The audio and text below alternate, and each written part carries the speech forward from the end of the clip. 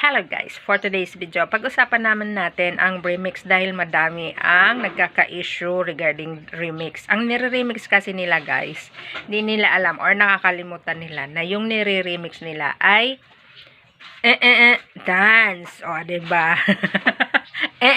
Dance. O, yon. And then, ang mga kasuotan pa nung nire-remix nila ay walang pang itaas. And then, naka-brief lang. Yes, yon. Alam nyo ba na nudity yun sa community standard. So, bawal yon. Kaya sila nagkaka-issue. And then, ang pagsayaw kasi ng mga, pag ganun, meet me halfway across the sky. O, diba yung paliyad-liyad pa ng pag ganun. O, bawal yun guys.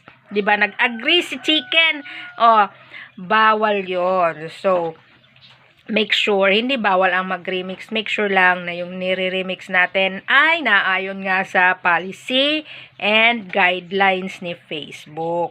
So, ang i-remix natin, o, diba, agree ng agree si Chicken. Yung i-remix natin is dapat yung hindi na yung community standard, yung mga policy. So, okay lang mag-remix basta alam mo na sa kanya yung video na yun, hindi niya kinuha sa iba and siya yung nagmamay-ari and walang violation yung may-ari nung nire-remix mo. So, pwede yun.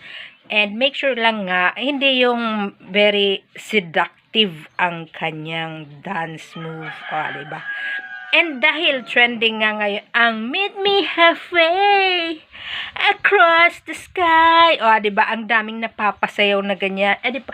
Pag ganun-ganun pa sila. O, so, guys. So, dahil trending nga siya ngayon. So, viral siya. So, make sure lang guys na pag nagsasayaw tayo is yung medyo kaaya-aya naman.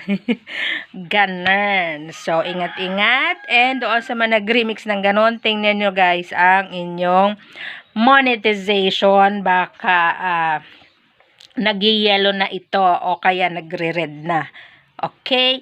And pag nagkaganon is is demonetized and wala tayong ibang gagawin kundi i-delete lang yung video kahit pa ito ay nag-million views o nag-viral na para magkaroon tayo ng ma-monetize uli and kumita yung ating mga pinagagawang video.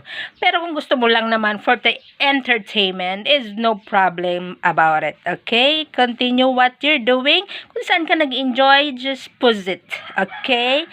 So, yan lamang for today guys. Bye for now.